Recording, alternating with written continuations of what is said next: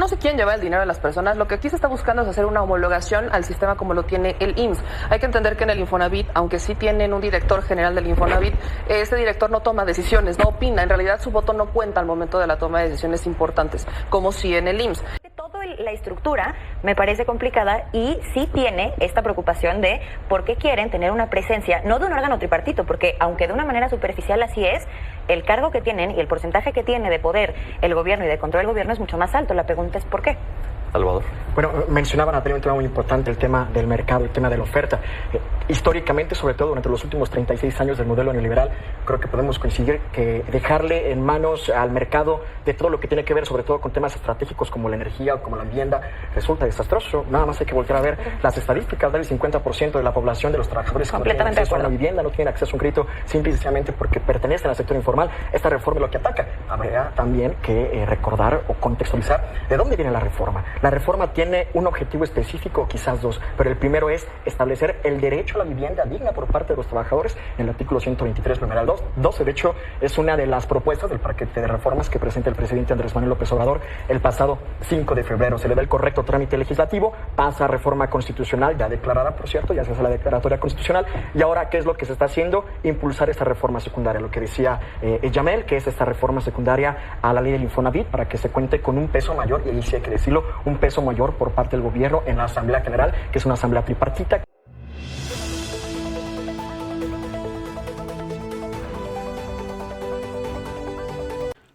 Lo volvió a hacer Meme Yamel en esta mesa de debate para Milenio, mis estimados peroneros, tocando este tema de esta reforma al Infonavit, que pues han salido a calumniar, a mentir estos opositores, este PRIAN, esta derecha en nuestro país, porque a todo le dicen que no. Ahí está la meta de las millones de viviendas que intenta construir, pues ya en este segundo piso de la cuarta transformación, la presidenta, la doctora Claudia Sheinbaum Pardo, y de que el mismo Infonavit pues ya se tenga este control como lo tienen los titulares del Instituto Mexicano del Seguro Social, a lo que ellos salen a mentir, como Natalia, mis estimados peroneros, Natalia Torres, que es una analista y abogada que de independiente no tiene absolutamente nada, es más prianista de hueso colorado que pues cualquier otro. Vamos a escucharlo cómo las dejan calladas tanto Meme Yamel, y también ahí estuvo presente Salvador Ramírez de Morena exponiendo todo este tema importante de esta reforma al Infonavit, con estas metas de millones de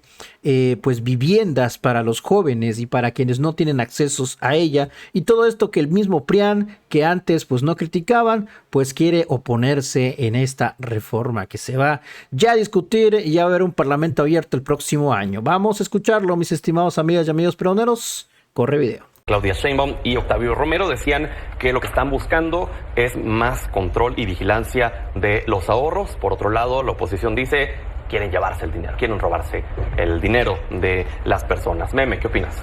No se quieren llevar el dinero de las personas, lo que aquí se está buscando es hacer una homologación al sistema como lo tiene el IMSS. Hay que entender que en el Infonavit, aunque sí tienen un director general del Infonavit, ese director no toma decisiones, no opina, en realidad su voto no cuenta al momento de la toma de decisiones importantes, como si en el IMSS. Aquí lo que se está buscando es homologar el sistema tripartito como lo tiene el IMSS, hacerlo en el Infonavit. Porque durante muchos años, al menos vamos a citar los últimos 10 años, no se ha construido vivienda para trabajadores de menores ingresos. En realidad existen hasta este momento 7.3 millones de derechohabientes que bien podrían ya acceder a una vivienda, pero no existe una vivienda de este tipo. En estos 10 años, ¿qué es lo que ha pasado con el Infonavit entonces? El Infonavit ha sido una caja chica y una caja bastante millonaria para varios intereses, en particular particulares, aunque valga la redundancia, patronales y además sindicales. Solamente quiero poner algunos ejemplos que hoy fueron tema en la conferencia. Se han gastado 197 millones de pesos en conmemoraciones, eventos y fiestas. Esto hasta 2018. Se han gastado 26.8 millones de pesos para viajes y gastos de representación. Pero también se han gastado más de 1,000 millones de pesos en publicidad viajes, flotillas de lujo, camionetas blindadas y hasta edecanes. ¿En dónde está la vivienda social? ¿En dónde está la construcción de esta vivienda social? No se ha construido, al contrario, hay varios mecanismos para que la construcción de la vivienda social no se determina, no se construyera, no se creara, y eventualmente se dieron sistemas donde entre notarías, privados y demás le quitaban a la gente, desalojaban a la gente de sus viviendas, y esas viviendas terminaban en manos de privados haciendo como este reciclaje, pero ya para fines privados. Eso es como a grandes rasgos, ¿no? Natalia. De entrada, creo que con lo que dice Meme, a ver, estamos completamente de acuerdo en que tiene que haber una vivienda o un objeto de vivienda social. Sí. Porque por supuesto que hay un problema en la adquisición de vivienda para muchísimos sectores de México. Eso es muy cierto. Sin embargo, no se atacan las causas. Esto es un daño en el mercado. Que haya más oferta no necesariamente implica que el derecho a la vivienda suma o se incrementa por arte de magia. Así no funciona. Entonces, esto es un daño en el mercado que hace que los precios estén artificialmente altos. Y eso es un hecho. Pero por supuesto que estamos completamente a favor de que exista una oportunidad de que se genere más vivienda. Sin embargo, todo lo que han hecho, me parece que revisarlo de manera aislada, simplemente el IMSS, simplemente el Poder Judicial, no hace sentido. Hagamos todo y hagámonos para atrás y veamos el cuadro completo. ¿Por qué darle un cargo mucho más pesado al gobierno dentro de este nuevo orden dentro del IMSS, del Infonavit, perdón? Y justo lo que decía Meme, que hacia allá voy, son órganos completamente distintos. Una cosa es el IMSS y otra cosa es el Infonavit. De entrada, el tamaño y el gasto que tiene el IMSS y la participación monetaria que tiene el IMSS sí son por parte de trabajadores y tiene una estructura mucho más amplia. En el Infonavit no, solamente es el dinero de los trabajadores y ese es el gran conflicto. Punto número 1. Punto número 2, el conflicto también va hacia los controles y cómo es que quieren tener esta transparencia y cómo quieren organizar el poder dentro del mismo órgano, ¿no? Tenemos que esta Asamblea General, que antes estaba nombrada sí por una consulta a través del Ejecutivo, pero por el Director General, ahora viene o está propuesta que sea exclusivamente a través de la Presidenta. Entonces creo que toda la estructura me parece complicada y sí tiene esta preocupación de por qué quieren tener una presencia, no de un órgano tripartito, porque aunque de una manera superficial así es, el cargo que tienen y el porcentaje que tiene de poder el gobierno y de control del gobierno es mucho más alto. La pregunta es ¿por qué? Salvador. Bueno, mencionaba Natalia un tema muy importante, el tema del mercado, el tema de la oferta. Históricamente, sobre todo durante los últimos 36 años del modelo neoliberal, creo que podemos coincidir que dejarle en manos al mercado de todo lo que tiene que ver, sobre todo con temas estratégicos como la energía o como la vivienda, resulta desastroso. Nada más hay que voltear a ver las estadísticas del 50% de la población de los trabajadores que no tienen acceso a una vivienda, no tienen acceso a un crédito, simplemente porque pertenecen al sector informal. Esta reforma es lo que ataca. Habría también que recordar o contextualizar de dónde viene la reforma. La reforma tiene un objetivo específico, quizás dos, pero el primero es establecer el derecho a la vivienda digna por parte de los trabajadores en el artículo 123, numeral 12. De hecho, es una de las propuestas del paquete de reformas que presenta el presidente Andrés Manuel López Obrador el pasado 5 de febrero. Se le da el correcto trámite legislativo, pasa a reforma constitucional, ya declarada, por cierto, ya se hace la declaratoria constitucional, y ahora, ¿qué es lo que se está haciendo? Impulsar esta reforma secundaria, lo que decía Yamel, que es esta reforma secundaria a la ley del Infonavit, para que se cuente con un peso mayor, y ahí sí hay que decirlo, un peso mayor por parte del gobierno en la Asamblea General, que es una asamblea tripartita que tiene la presencia patronal, la presencia del trabajador empresarial y también la presencia del gobierno. Creo que esta presencia del gobierno viene finalmente a cumplir con uno de los objetivos de esta reforma, que es 1 millón de viviendas para los trabajadores, 1 millón de viviendas que viene a terminar con un problema que los especialistas reflejan en al menos una falta, una insuficiencia de por lo menos 2 millones de viviendas en el país. Si nos vamos a los números todavía más fríos, nos encontramos con que el 60% de los jóvenes no tiene acceso a una vivienda. De ese 100%, 60% no accede a una vivienda, otro 30% solo puede rentar con roomies y solamente un 10% de los jóvenes como tú y como yo pueden acceder a una vivienda el día de hoy. Sofía. La reforma al Infonavit contempla varias cosas más allá de lo que ahorita está causando controversia. Como bien nos decía Salvador, contempla la construcción de 1 millón de vivienda, algo extremadamente positivo a mis ojos, como alguien que tiene un techo encima gracias a la construcción de vivienda social, no me opondría nunca a algo así. Pero además contemplan, por ejemplo, rentar vivienda que después pueda ser comprada. También algo muy positivo. El detalle que se está discutiendo es este supuesto de, básicamente, Morena se va a robar 2.4 billones de pesos de las y los trabajadores. ¿Eso es cierto? Pues es una verdad o una mentira a medias, como quieras verlo. No es que instantáneamente eso se va a trasladar a los bolsillos del gobierno o del partido. Más bien lo que sucede es que estarían dándole, como bien nos mencionaban antes, mayor poder de decisión al gobierno. Quienes toman decisiones dentro del Infonavit es una estructura tripartita y, como decía la presidenta, sí va a seguir siendo una estructura tripartita, pero distinta, dándole un mayor peso al gobierno. En cuestión de decisiones, por ejemplo, estaríamos hablando que el gobierno tendría 5 votos, el trabajador, la trabajadora, o más bien sus representantes, 2 votos, y empleadoras tendrían 2 votos. Entonces, finalmente, aunque seguiría esta estructura tripartita, pues sí tendría un mayor peso el gobierno, y ese es principalmente el detalle. Natalia, vi que querías decir algo a lo que decía Salvador. Sí, a ver, y eso me parece muy importante, no solamente con esta reforma, sino con todas las demás. Las intenciones legislativas y las exposiciones de motivos de absolutamente todas las iniciativas son unas. La ejecución, la adaptación de la legislación, tanto primaria como secundaria, y la aplicación de estas intenciones legislativas son completamente distintas. Entonces, eso me parece tenerlo muy claro. Como partí mi primera participación, por supuesto que estoy a favor, porque por supuesto creo que el tema de vivienda social es necesario y que las oportunidades de que todos tengamos un techo son necesarias, por supuesto. El tema es cómo. La intención es maravillosa, pero también hay que tener una ejecución positiva, también hay que tener una organización positiva y sobre todo minimizar riesgos. Minimizar riesgos en temas de poder y de control. La intención es maravillosa. El tema es cómo las vas a aplicar, porque poner cosas en la Constitución está padrísimo y legislar y decir que fue súper productivo también está padrísimo. El tema es cómo vas a aplicar esa legislación a la vida real y cómo vas a minimizar los riesgos de captación, en este caso, del dinero y de esas oportunidades de los trabajadores. Bueno, es que justamente lo que dice Natalia es lo que se está tratando de hacer. Se está tratando de implementar un marco legal que facilite esa implementación de esa buena intención que se tiene. Si no adecuamos un marco legal, ¿cómo lo vamos a hacer? Yo le respondo a Sofía.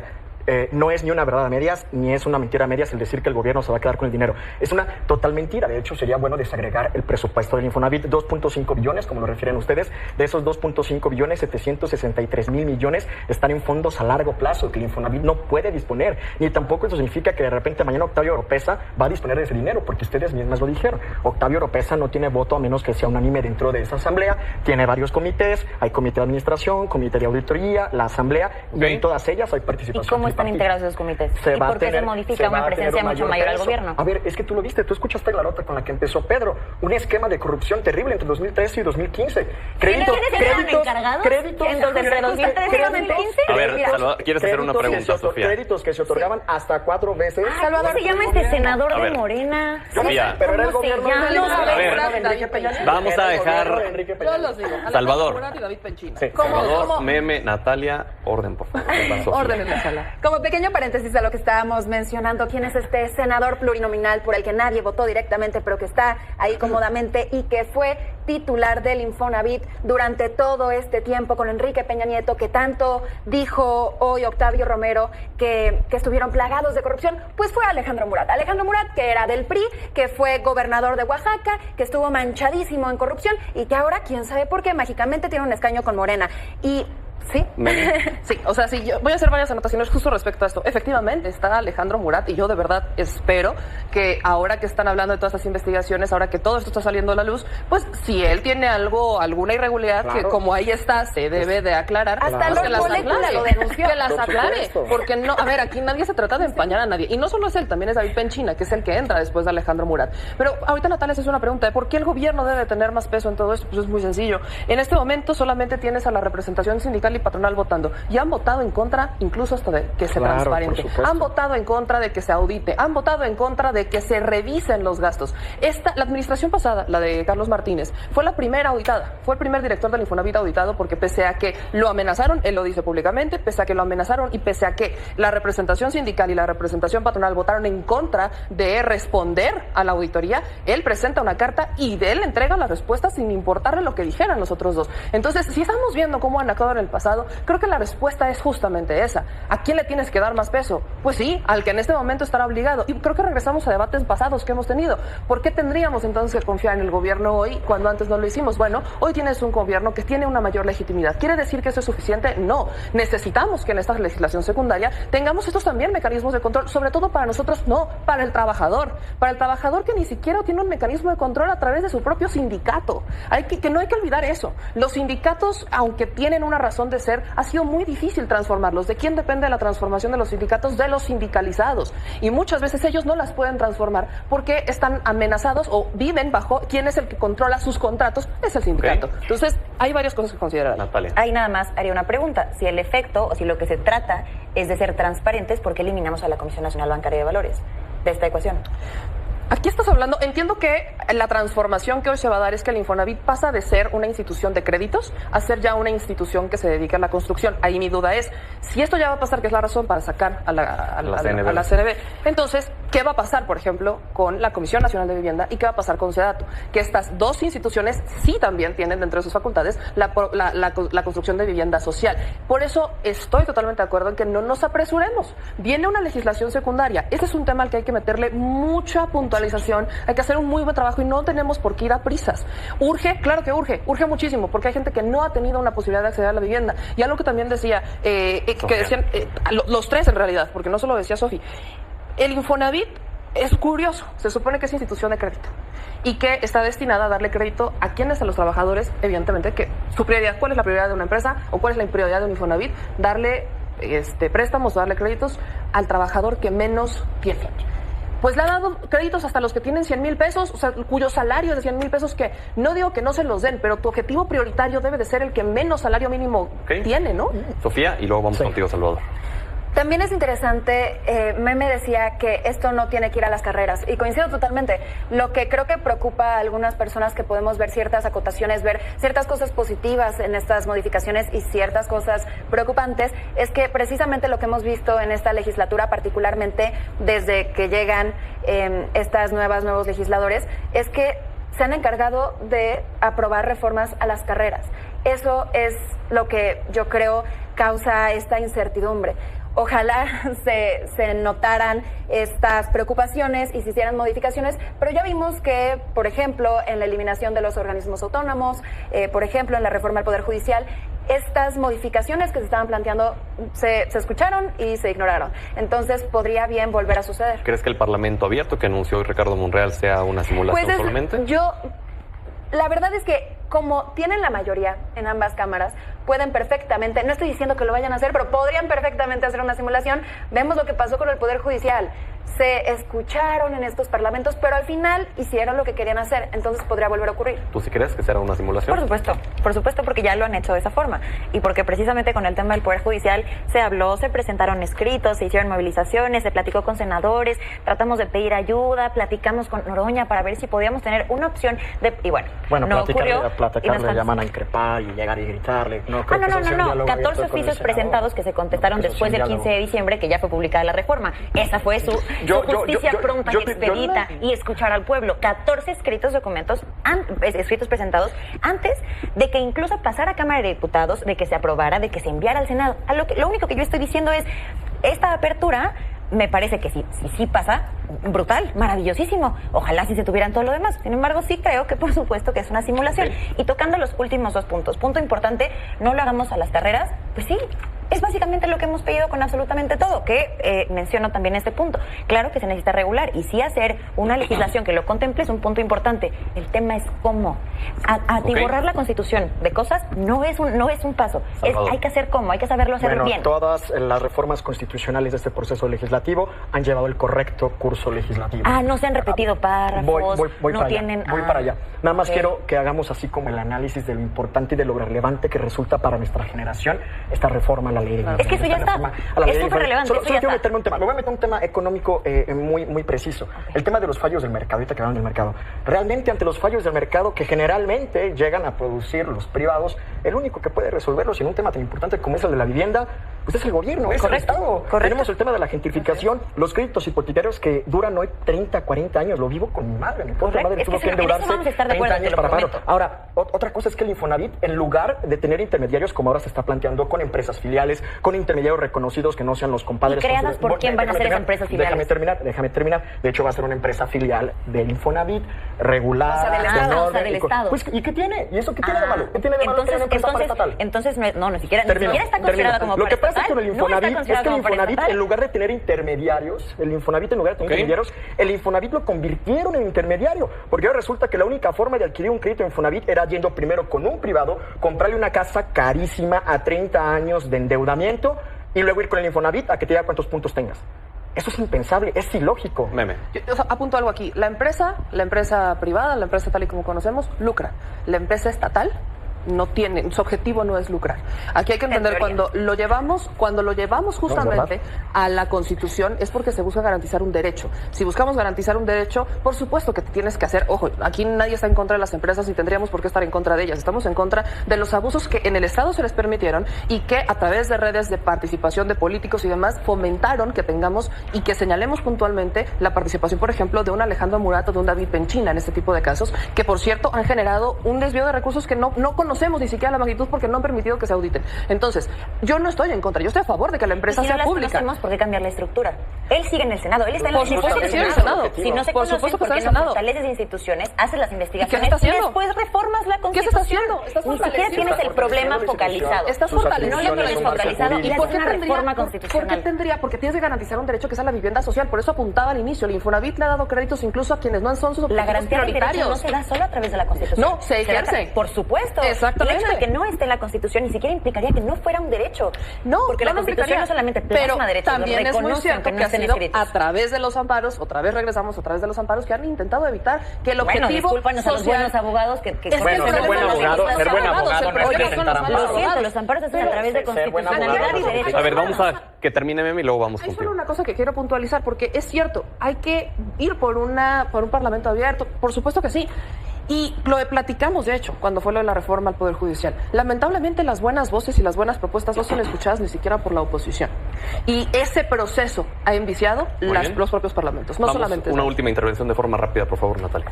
A ver, creo que ni escuchados ni por la oposición ni por nadie, que francamente, y lo saben, creo que todos en esta mesa y lo compartimos, para mí, como seguro para todos ustedes, hoy no hay una oposición consolidada, hoy no existe, es una basura, no da buenas soluciones, pero habemos muchas personas que sí, y habemos muchos ciudadanos que sí, que en carácter de ciudadanos y estudiantes o cualquier otro carácter, hemos pedido esa escucha y no se da. La preocupación es precisamente esa, que no queremos reformas a las carreras, que de verdad solamente las modificaciones a textos constitucionales no hacen la diferencia. Okay. Eso creo que es lo más importante. Salvador. Bueno, las modificaciones a textos constitucionales, tú como constitucionalista debes de saber que hacen muchísima diferencia. Las buenas, sí. Las buenas, sí. ¿Y tú cómo puedes definir que es una buena reforma? Tiempo de análisis, diagnóstico, responsabilidades determinadas, exposiciones de motivos, por muchísimas razones. Yo sí te digo cómo puedes definir si una reforma es buena o no. Cuando consagra derechos. Y un derecho a la vivienda, es algo urgente que se tiene en este país. Por justicia social, por justicia histórica, por justicia económica. Es urgente esta reforma. Calma. A ver, ya está para terminar. Calma. Ya no fuimos al proceso extraordinario, ya no se fue a la Cámara de Diputados al proceso extraordinario, al periodo extraordinario. Sí. El mismo coordinador Ricardo Monreal pide hoy mesura, vamos a analizar, vamos a hablar con los actores involucrados. Muy bien. Si eso no es parlamento abierto y no es escuchar a todas las voces, no sé entonces qué es. Solo un comentario. Absolutamente ningún derecho, por mucho que esté una reforma constitucional, ningún derecho es absoluto. Los diagnósticos que se hacen son precisamente para delimitarlos. Entonces no, que una reforma constitucional... Yo creo que sí es simbólico que tengamos... Sofía, vamos contigo y contigo terminamos, Sofía. Histórico. Ojalá lo que dice Monreal sobre el Parlamento abierto, como muchas otras cosas, lamentablemente de la 4T, no se queden solamente en el discurso y sí se quede en las acciones. Ojalá se hagan las modificaciones necesarias y, bueno, además de eso, también puntualizar, debe analizarse este perfil de Octavio Romero Oropesa. Sabemos que endeudó terriblemente a Pemex y ahora va a ser el encargado de esta nueva administración. Muy bien. Documentado.